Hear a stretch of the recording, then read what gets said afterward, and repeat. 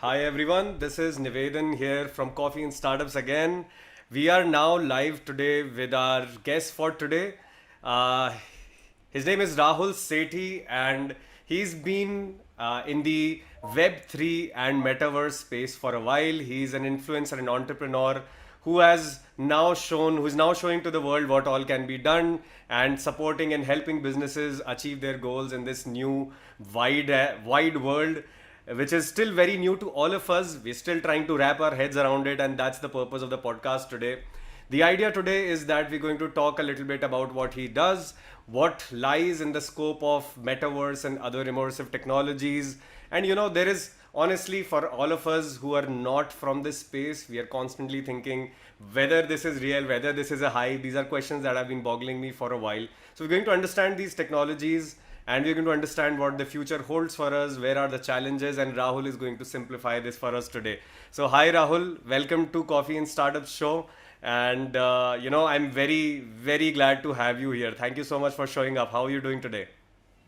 Incredible, very good. Thank you very much, Nivedan, and the people are on this podcast. So thanks a lot for having me here. Amazing, amazing. So, Rahul, I want to kick this off by having a sense of, what is the work that you do. I want to know a little bit about you and your journey till here. So, please take it from here. Great. So in totality, about 22 years. Of that, 17 years as an entrepreneur, and the first 5 years with the company called HCL. So in the last 2.5 years or so, when my immersive tech journey started, um, I have gone through the cycles of doing augmented reality, virtual and mixed reality, and in the last 1 year, a little bit around a year, I was definitely super excited and interested in learning about the new metaverse. And the cryptos have been making news for about a year or two.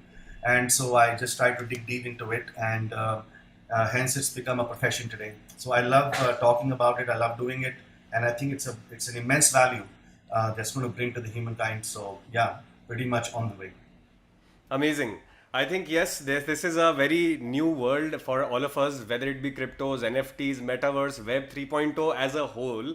I think this is something that all of us are very kind of intrigued by. We are interested in the brave new world that is being charted in the virtual ways possible. Some people are even scared of it, but the fact that you've embraced it and chosen it as your profession says that you're someone who embraces the uncertainty rather than being pushed back by it. So I like that very much that you've made it into a proper profession now. So what does it mean for you today when you talk about Web 3.0, right? And metaverse?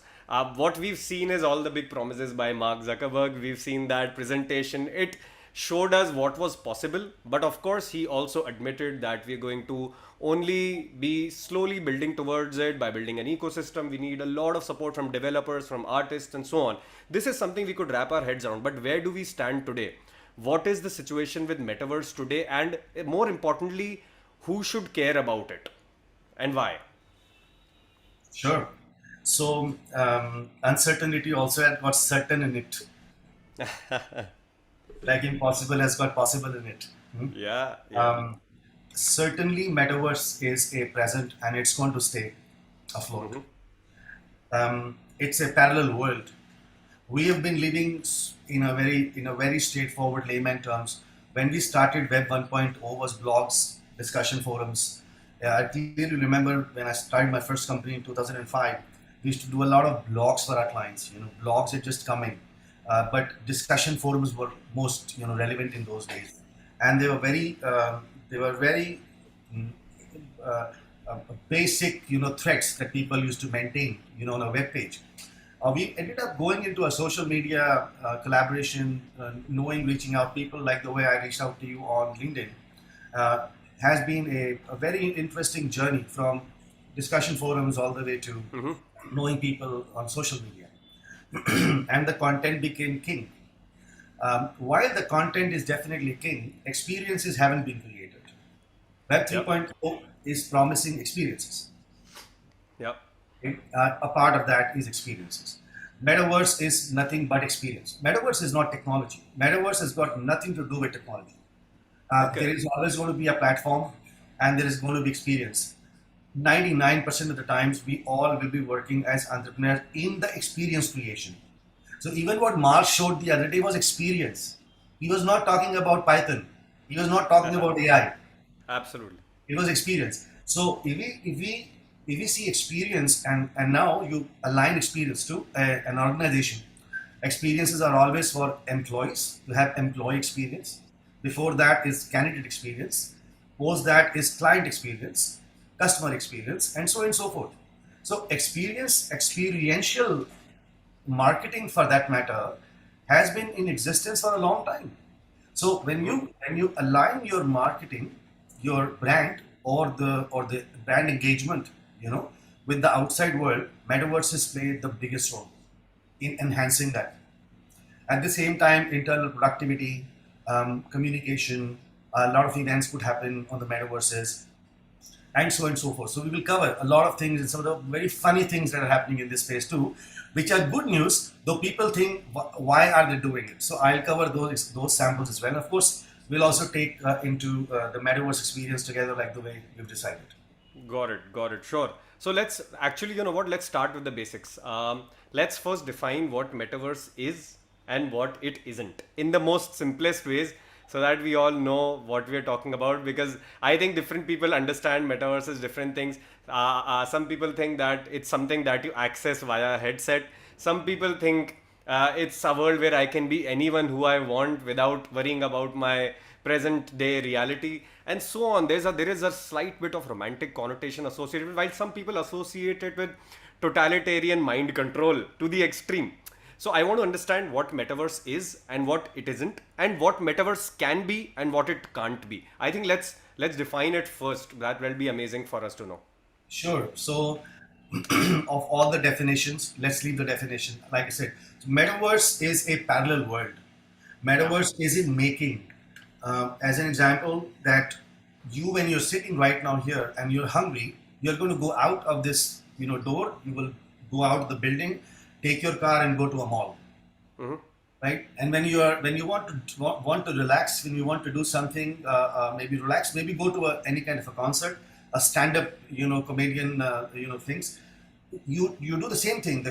You go out of the door, sit in the car, go into a building, and when you go into the building, you see a nice, place, sit down, relax, listen to things, right? This is number one. This is what the metaverse will look like. There are going to be multiple metaverses created. For example, there could be a decentralized metaverse, there will be a sandbox metaverse, there could going to be a Roblox metaverse, and so on and so forth. All of these metaverses will have real estates. We will all build real estates, we will make digital twins on it, and then we will invite our customers, our friends, our employees, everybody to come into our digital real estate. And that digital real estate is when we will interact with them in the evening as avatars. So so essentially, you cannot own a home, for example, today, not you as in you, but anyone who wants to own a home in Los Angeles, he'll have to physically go to Los Angeles. Yep. What's happening today is people are buying digital real estate on the metaverse in Los Angeles and building their own home. And so when their friends are in Singapore or somewhere in India, they will set up the time at 7 o'clock, 8 o'clock p.m., whatever, and they will invite everyone saying, come over. And there, you are also looking at that, okay, I may just want, Nivedan to come and do a talk. Okay? And Nivedan sitting right now, in the frame where you are, you could be live streamed into that metaverse. Okay. Interesting. Okay? So So this is people a can, this is a whole new world. In a way, it's a parallel yeah, world, as you it's a said. very parallel world. So, so when one of the myths is that, metaverses or experiences can be accessed only on the VR headset. No, we will do it on the desktop. Today while on the call. So we are not looking at accessing or be a part of metaverse experiences on a VR headset. We can do it on a mobile phone. We can do it on a web. We can do it on VR headset, and just that experience in every three devices is different. Whereas in virtual reality headset like Oculus, for example, it is very real. It is real to an extent that that that it's overwhelming sometimes. Wow. Okay, it's so real. Hmm? Wow. Um, So Yeah, so let's do one thing. Let's have a taste of what the metaverse in present state looks like. You had something that you wanted to show us, and I think it's a good time for you to share your screen and share that experience. Sure, I'll just quickly do it.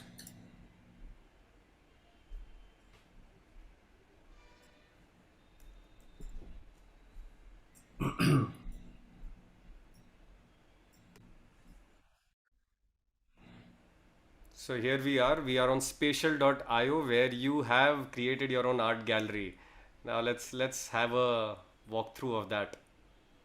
What does it Sure. look like? So an experience created on Spatial, which is a 3D asset hosting platform, allows us to also create some avatars because it's integrated with Real Play Me, and both of us we can also join. So then you can also join in to the same stream, and yeah, and we can meet here.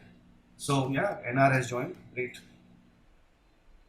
Let me Yeah. see. Oh, there you are. I think. Did you go out? Yeah. Yeah, There we go. this software took my photograph, converted me into a bald avatar automatically, and literally that bald avatar has more hair than I have. So I'm sure it literally has more hair. So I like that about this. It's very intelligent. It understands it needs to put some hair and compensate. So we'll go ahead from here. So you see, it also made me very skinny, though I'm not. But so we can.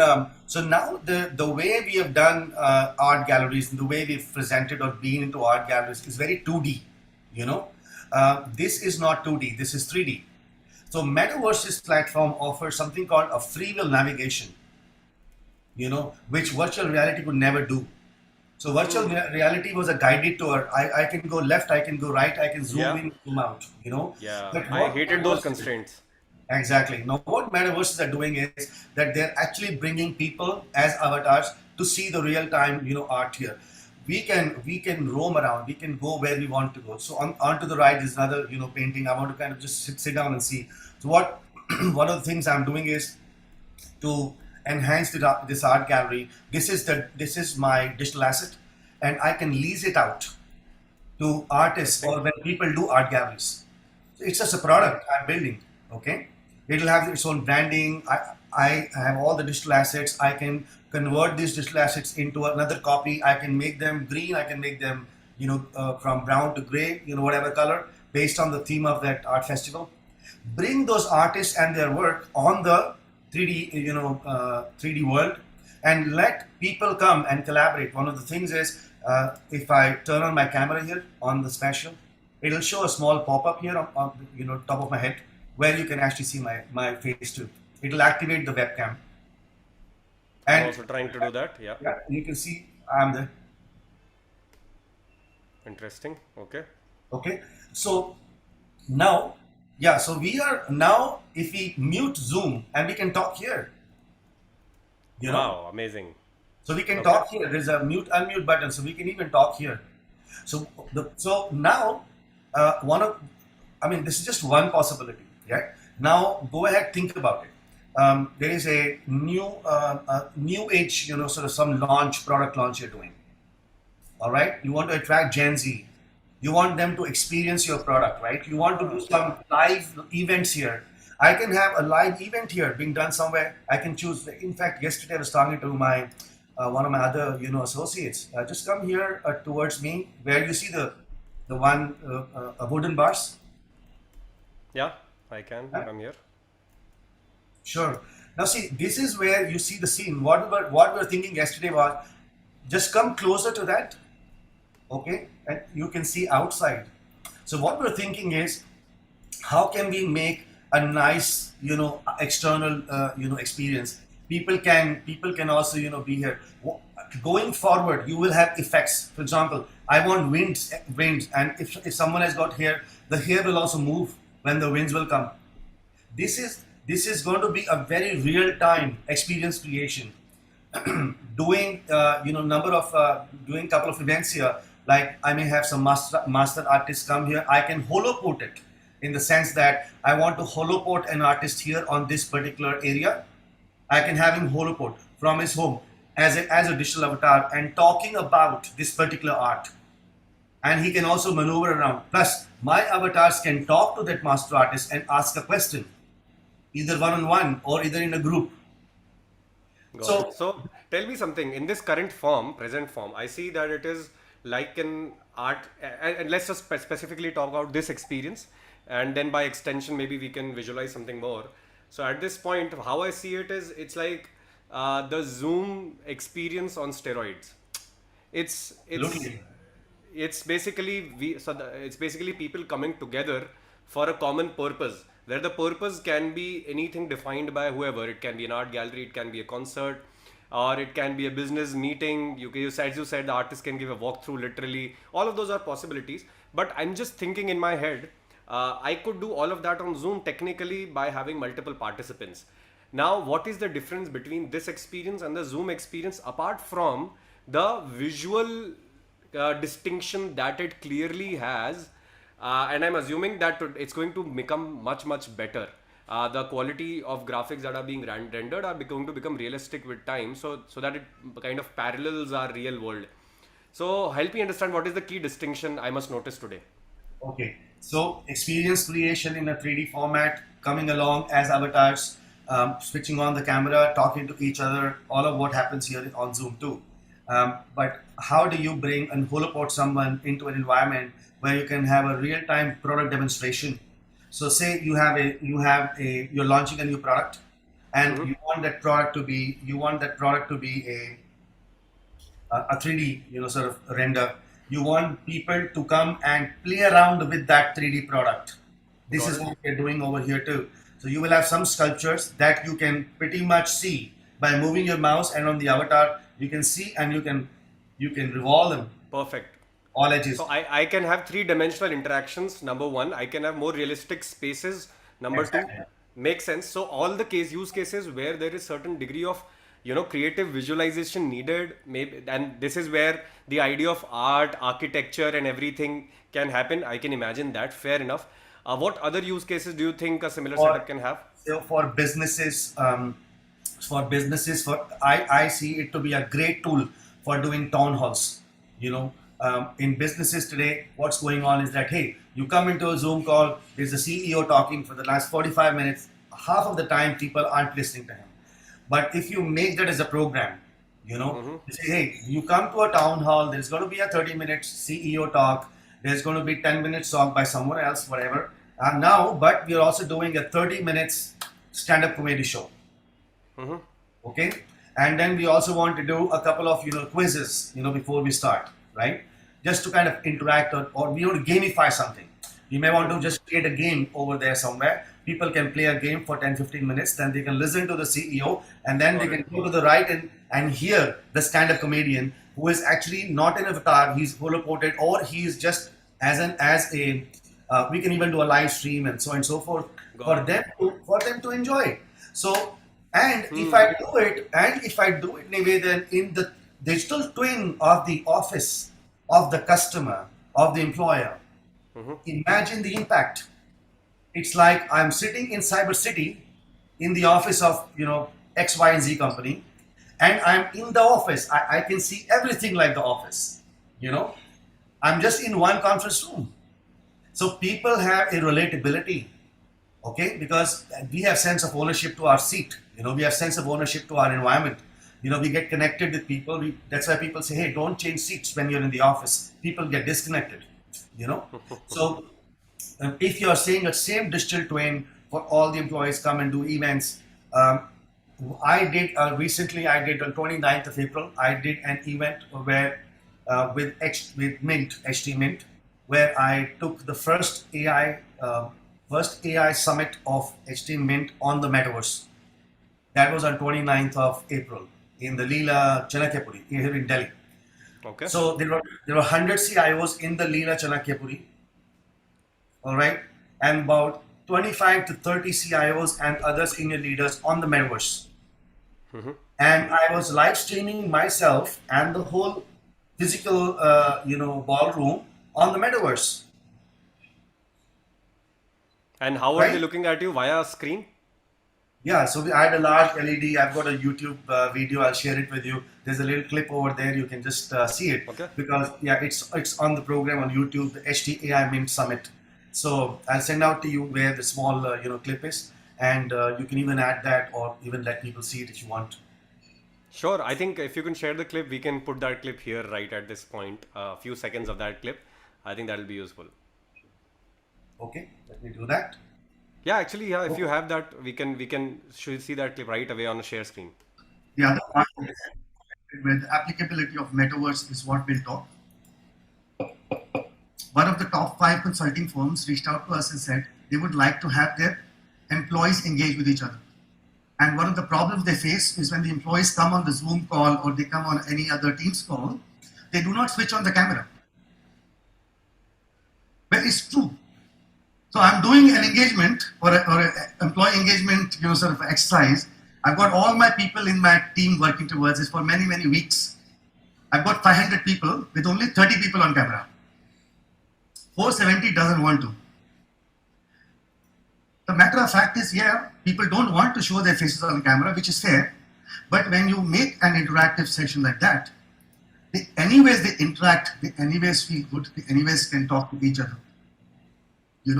This may be a better way than simply asking anybody to go and switch on the camera. Well, switching on the camera is one part. So yeah, I mean, this is the world that we're living in. So I am on the floor. I am on the floor, and then we created one second ballroom, like a free will navigation to the second ballroom.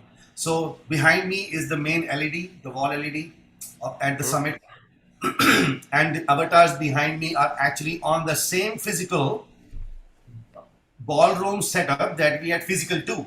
So in the physical, I had some 10 people while I was doing this session, but in the virtual also had some 6, 7 avatars from other places coming in.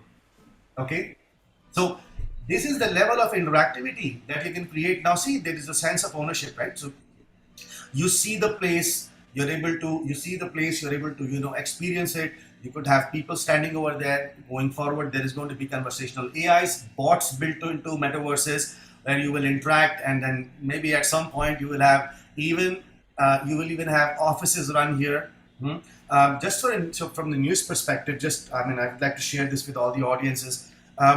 South Korea, Seoul is going to be the first city, first 5 cities in the world who will be completely on metaverse. You will be able to go into the government office 24/7, a digital twin of the government office, go and transact. Wow. So this is a very experiential opportunity for all of us. Next time when we come on sessions like that, we can invite other people to come speak. We can live telecast them. We can have product demos. We can have town halls. We are just going to be having we are going to be having concerts on Metaverse very soon. In fact, they're happening. Some people have done it. Snoop Yeah, Dogg, I think, Justin Bieber. These two names I remember. They've yeah. done their concerts. I'm sure there are many more. However, I don't know what it meant to really attend that concert. I mean, I can attend that concert once or twice just to check out what does it feel like to attend it in metaverse. But I think I would like to have that experience before making an opinion on it. Because it's something that you definitely want to try, but you don't know if you want to keep doing it until you really have tasted it Yeah. once. The beauty of this, so one of the ways which I think we are really, which there's one thing which is not adding value to what we are trying to do is this world called metaverse. For some reason, we are stuck with metaverse. And in my conversation, again and again, I say experience creation, Yeah, experience yeah, creation, yeah. experience creation. But metaverse is too big. Actually, Yeah. experience creation is the real world. We are experiential in nature. Hmm, hmm, So hmm. so Justin Bieber will not look good, and you would not want to hear him on a Zoom, and there is no other choice than to go physically Interesting. there. Hence, Interesting. you want to go into a 3D free will navigation mall where you have Justin Bieber in one of the areas, concert areas, and if you're bored, you can come out and go into a Interesting. store, Yeah, H&M that store, makes sense. That and makes then you sense. can I go around and do what you want to do in the H&M store. In the Snoop Dogg concert, there was an NFT, a shoe startup NFT, who sold millions of dollars of shoe NFT in a matter of 4 to 6 hours. There is a huge commerce game in play. Brands will come into this into this line and make alternate business plans and P&Ls for the metaverse. It is Wow. happening. It is present. It is no more future. You know. So yeah. So here we are. Amazing. No, I think you have made a very important distinction here, that the term metaverse, let's not get, kind of be taken away by this word completely. The idea is that you are talking about a collaborative experience creation, right? It's a Exactly. free will based world where you can have all the possibilities you can imagine in your physical world and way more, because it's a digital equivalent. You can do so many more things in an interactive way. You can enhance all the interactions we do today across digitally. All of those can be put into a much better experiential category now, right? Exactly. So it's now, in a way, it's the limits to our imagination in some ways. The first time we were having Web 1.0, I think people were questioning the importance of internet. Ki, okay, it looks like one big directory, right? That is what people thought, and that was actually the first use case, classifieds. People said, okay, मुझे ये बेचना है, तुम्हें ये खरीदना है, let's post it somewhere and we'll, it was very weird for people to imagine that we'll be talking through internet and seeing each other through internet. So similarly, I think that could be the story of Web 3.0 and Metaverse, where we are yet to see what human mind is capable of in delivering an experience like that. Exactly. Excuse me. Thank you. Yeah. So So I like that. I think, yeah, please go on. yeah. So what will happen over the next 1 or 2 years is it's going to be a lot of collaboration, and the collaboration will start from uh, companies who are forward looking, want to create experiences for their clients. They will reach out to designers. They will reach out and to cinematographers. They will reach out to more creative folks, communication, brand, and all that, and say, okay, listen, I want to launch my product, but I don't want to launch it in a metaverse. I want to create an experience. So elements of are the building blocks of metaverse will come into the into the play here, and hence people will now have a collaborative environment. I and you, if we want to go into a ballroom of Taj Mansingh in Delhi to attend a certain, to attend a particular networking session, and if we are unable to do it, we don't want to be on a Zoom. We want to be with people as avatars. So a collaboration of offline events with online is 100% happening today. And Hmm. I've shown you what I've done at the HT event is a clear sample of how people get so mesmerized by looking at what they cannot see physically, and yet they're able to experience that in a 3D format. Interesting. So that brings me to another question. To enjoy this experience fully, how important is it that I have a, immersive headset hardware versus a regular screen setup that we just tried out? I would say have a 3D headset, have a Oculus or some other immersive headset. Got it. It's good. However, you cannot use the immersive headset or similar devices for a very long time because we're not used to. Yeah. So it is always going to be in certain things you want to use that product. A certain times you may not want to use that, and see, let's not create anything. Let's not think of devices as oh my gosh, how do I know which one I will use? I think we have all prepared ourselves. Do we really have this call on a mobile phone on Zoom? No, because this call is of relevance. This call is Hmm. about sharing screen, so it has to happen on a laptop, Yeah. right? But if I was going into a general team meeting, or a general status update call with a client, I would have just logged in from Zoom. So these devices are also going to be very, in future will become a very normal piece of a device on your desk, and you will have an Oculus. Only wear Oculus that you really want to do, and it's going to be always depend on what people want to experience and when they want to experience. You cannot push people saying, "Hey, you can only access this on a VR headset." You see what I mean? Hmm. So Got it. let the human brain decide. And Yeah. there is going to be certain times when you would want to do that. There's going to be Fair enough. certain times when you don't want to. Fair enough. Yeah, I think we make that call today as well. Mobile पे क्या करना है, laptop पे क्या करना है, iPad पे क्या करना है, real world में क्या करना है, and so Exactly. on. We make those distinctions. I think that becomes more intuitive to us. It's not that big a concern.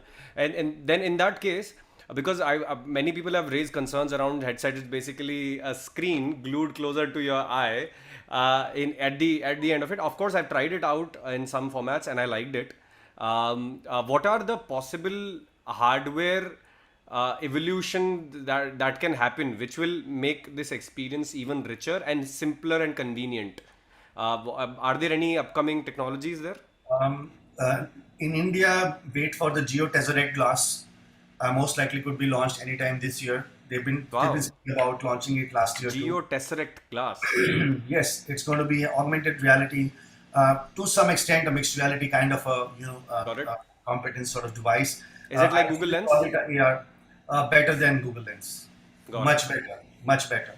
It's going to be having a competency of really bringing 3D content to life without a closed eye format of Oculus. In Oculus, the Amazing. problem is that it's all closed, so you're 100% immersive. What these guys are doing is they're creating glasses like that, where you have a transparent glass, you're able to see it, but then the content of 3D is transposed between the physical object and your device. So it's pretty much Amazing.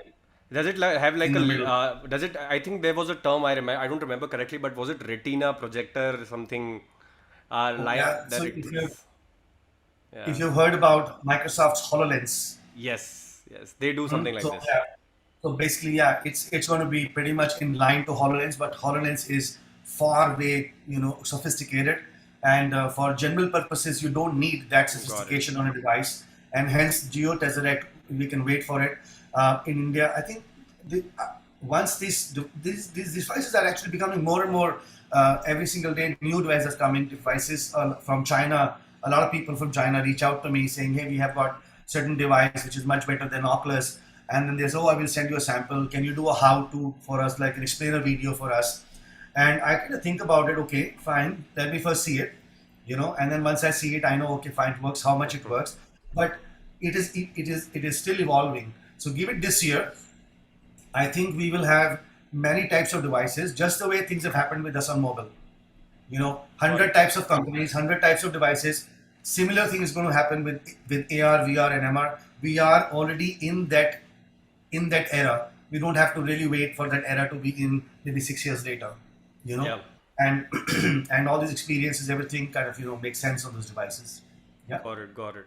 Cool. So let's. I think we can. I would like to understand one more section, and then maybe if you have something in mind, you can share. Um, I wanted to understand as two kinds of entities, as a business and as an individual, a consumer essentially. What are the things today that you recommend I should look at? For example, are there any softwares, tools, platforms, resources out there as a business, one, and as an individual where I can go get a taste of metaverse, or rather this collaborative experiential world that we're creating? How do I get a taste of that and build my own understanding, my own visualization of the possibilities that lie, and then I can start thinking creatively myself, and then maybe I can approach you to brainstorm. Okay, you know what? I saw this, and this particular platform, this particular website, and I think this might be possible and it may be great for my business. What do you think, and how can we create that, right? So how do you give me that taste? What are those resources? I think that would be a great takeaway for people who are watching this. sure, sure, great. So for businesses, one of the most important things that businesses must look at is discovering the immersive experiences they want to create for their clients. Yeah. I think it's not one size fit all. It's not just one apple that will fit in every single business. But typically, some Very businesses have most businesses have some common processes, some common interactions. Let's talk about that at least. sure. So I think for internal processes around employees, candidates, engagement, couple of events that people do it today on different sort of platforms.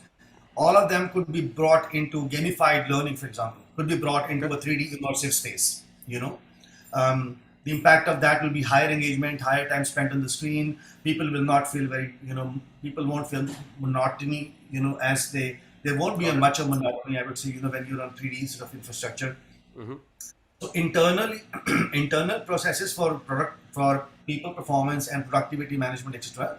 That is very good to have, to see these technologies. My second, from a customer perspective, which is the business's customer, you know, they cannot really experience the whole they can't be a part of the ecosystem on day one, because I think they're still not being reached out by many companies, and they're still highly uneducated about the concept of 3D immersive experiences. you know I think the organizations who are looking at to create experience centers for their clients, Mm-hmm. you know will result in having more interactivity with their clients, and hence their customers will also come to know more about their product in a Mm. 3D immersive environment. So like I said, just to conclude, businesses internal productivity, people performance, and productivity enhancement, etc. Very good tool, I think, for internal teams to look at it and use it. Products like Spatial, other products similar to Spatial, Mm-hmm. Sandbox, they actually help to create different types of experiences. There could be gamified experiences and things like that. On the customer perspective, as to how they can be engaged on the immersiveness, is, I think, mainly creating a experience center for the Mm-hmm. end customer. And an experience center constitutes a lot of things. It has the history of the product, the use of the product, the use case of the product, the Mm. different types of product variations that are there, and people can click and experience that product. And because if it's in the 3D format, they can revolve around 360 and then use it and see. Mm. So hence that leads to a more engaging end customer for businesses. you Got it. know so for them, I would recommend reaching out and reading blogs about recently, and don't go to YouTube. Try to read, not go and see. I think people tend to see a lot on YouTube, and then it becomes a haywire. I think good you will be that if you can read about the opportunities, etc. So that's my sort of Interesting. take on Cool. businesses and clients. Got it, got it. And there is the one last thing that I had in mind was you mentioned there is a lot of digital real estate being sold on Decentraland, Sandbox. These are essentially platforms where you can co-create, right? Yeah. And they have their own uniqueness, and they share the same ethos of building a virtual experience, right? Now, what I want to understand is what is the scope for real estate out there? What does it mean? I mean, uh, uh, is that real estate real? Is first question, right? And I'm asking this question as someone who we are into a family business of real estate, and I mean, the value of something comes from the scarcity of it. That is why always the land in developing areas keeps going up and up in prices. However, when you talk about flats, apartments, typically they don't appreciate too much. So let's just talk about this simple premise that let's say in Decentraland or whichever choice of platform for metaverse, I want to go and look at it as an investor today. Okay. I may be an architect, I may be a builder, designer, whoever, and I can go create those elements, assets, and sell them as an NFTs. That much I understand. For someone else who wants to create an experience, that is a whole new economy that is coming up. I think that's easier to understand. However, as an investor, what does it mean today? Because it seems like, oh, this world is infinite in some ways. If it is infinite, then what does it mean to invest in a scarce resource? So simply from that point of view, for people who are interested in not just crypto but metaverse and virtual real estate investing, what advice do you have? What should we do? Great. Good. So when cities are made and when cities are built, always there will be a lot of space available. There will be certain builders who will come. They will create a periphery, and inside the periphery, they'll start creating basic amenities like clubhouse, irrigation, water, electricity, and all those kind of infrastructure related things. And then is where we kind of go and either want to buy a land or we want to buy an apartment, whatever. We do that. Correct. Um, in the parallel world, we do almost the same thing, Okay. almost, right? So now, what happens here is I choose a real estate. and I can choose a real estate where I want to. So it could be Los Angeles, it could be Laguna Islands, Laguna Beach, it could be in LA, or it could be in central sort of west coast, east coast, whatever. So when I choose a land, I basically mint the land. So this is minting, right? So now I have to mint, and mint involves money because you're essentially minting the digital assets. When you mint them, and it has gotten a value, and that value is only till the time nobody else comes and wants the same minted land that you have, because certainly where you took the land, or where you minted your land, or towards the left Justin Bieber bought the land. So everybody wants to be the neighbor of Justin Bieber on the metaverse, and a lot of people have made millions of dollars just because of that. They went Mm-hmm. and had an old shape of a little piece of land on the left, on the right. Some celebrity came and said, "Hey, I want to make my own place here." Right? So the second thing is, when you want to do it, you also want to make your digital home incredibly impressive, and for that you also need some art, excuse me. Or for that you need a very good very finished walls, and definitely very designery home, you know. Yeah. So what you can do is you start involving and buying NFTs from your Mm-hmm. co-creators, and putting them onto your digital real estate. Okay. One of the very recent examples which I saw before I come to the NFT commercialization was a gentleman actually made a digital real estate on a certain portal. I think it was Spatial, where he wants people to come in helicopter. So I'll explain to you how it works. Okay. So I have a home in X place, and I invite you to come to that home at 6 o'clock. Mm-hmm. You wear the desk, the Oculus headset. When you wear it, you press a button because you got to start somewhere. So you press a button, go to Rahul's home. Mm-hmm. What you see yourself is sitting in a helicopter, and next to you is a pilot, and you see the same vibration. Tung, tung, tung, tung, tung, tung, tung, tung, tung, tung. Okay, and then it takes you through hills and mountains, right? And it goes and lands into the helipad of that guy's home. You then walk out because it's a free will. Now you're an avatar. You walk out, and when you walk out, you go all the way to the living room, and there is five friends sitting and chatting with the live telecast of some celebrity. They're just chatting with them. You just come in and start. You say, "Hey, hi, Nivedin," and so you're in. This is what is happening. So guys who are in trying to invest, I think investment is a short-term investment is not possible. Mm-hmm. These are all going to be digital estates that you would want to further lease out in future. Okay. Okay, you will lease it out to different people. You will lease it out to different groups. One of the co-work space that I'm talking to here, I'm essentially telling they essentially telling them, and they're talking to me about creating a digital twin of the co-work.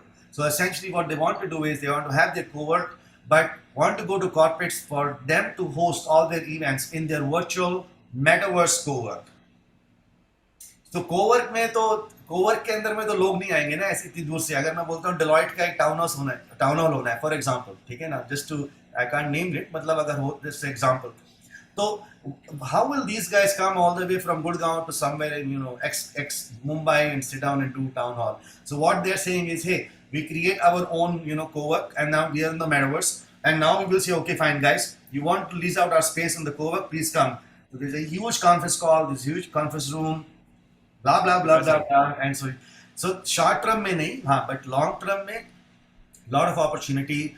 When you start creating digital assets, you will have digital money. When you will have digital money, you will be able to transact. You will be able to make different sort of combinations, permutations of investments. So it's a very interesting and definitely a money making business though. Amazing, amazing, cool. I think that makes a lot of sense. We have had a good kind of 101 and rather more of what the metaverse and a co-created experiential world looks like. What are the possibilities in it? What possibilities open up for businesses as well as individuals? I think we've covered a bunch of these things here, and just before we close our conversation today. I would love to know what is your future hold for you in the next few years. What are your plans? I think I've given myself completely dedicated to this experiential, experience creation, across now. So I am very excited to working with some forward-looking clients, doing discovery calls with them, trying to understand what and how immersive technologies and what kind of what what kind of things what kind of transformations are possible because of immersive technology. Mm-hmm. And when you start to work with these very creative, brand and business people, I think I learn more. But I just kind of, ask right questions and try to get Interesting. more and more solutions on the plate. At the same time, I do a lot of other engagements, so it's keeping me busy, and I'm enjoying. And at the same time, I'm also kind of building the 3.0 infrastructure for further things that can be offered to the clients as products. Amazing, amazing. And I remember I have a couple of good friends who are only starting out in the field of design and architecture, and they keep making these 3D models because of course they don't have enough field experience and they're yet to kind of do enough projects. And one of them asked me, what do you think about metaverse? Should I try and build something there? What would you tell them as a specifically to a designer who's great with 3D modeling? Do you think they can build a career right now working in metaverse as a freelancer with a company? What is your advice to them? A metaverse, Web 3.0, and experience creation will be one of the most sought after opportunities now and in the next 6 months to a year. Every large organization has already embraced metaverse. Every single organization is facing problem when it comes to talent aggregation. Um, in You just said somebody who is creative, enthusiastic, wants to do something better in his life, then creating 3D models on a 3D Max is welcome in the world of immersive experiences. And And can they make money out of it today? yes, how they can make money is simple, okay? And I think each one of the guys who will listen to this will also understand that when you build highly creative experiences, you cannot expect all the talent for the company in the company within 25 kilometers radius. Hmm. And because of the scarcity of creative folks, there is going to be organizations which will look at a remote Hmm. engagements, and hence it is a great freelancing opportunity for this kinds of talent. Got Correct. it. So Got it. it is practically the time for people to start thinking about it, people to start reaching out on the internet, and there's lots and lots of jobs right now open in the metaverse and immersive experiences side. I think they should just quickly hop on to with someone, try to do a couple of pilot projects once or twice or thrice. They do pilot projects, they will be much more equipped to go ahead and work with forward doing clients. And Amazing. I am on a lookout for people like that always, by the way. Great, great. Yeah, I think for the forward-looking, more optimistic people who are also creative, I think this world holds quite a lot for them. Absolutely. And if any of them, kind of wants to step into it, get the right mentoring and guidance, I'm going to point them towards you. Absolutely a pleasure. Thank you. Amazing. Thank you so much. I really enjoyed having this chat, and it's a new topic that was always of my interest. This is the first time I also got to explore it quite to an extent. And thank you so much for, educating us on all the possibilities out there. I really appreciate this, Rahul. You're always welcome. Thank you very much, Nivedhan, to having me here. Amazing. This is Nivedan from Coffee and Startups again, and I'll be watching you again in the next episode.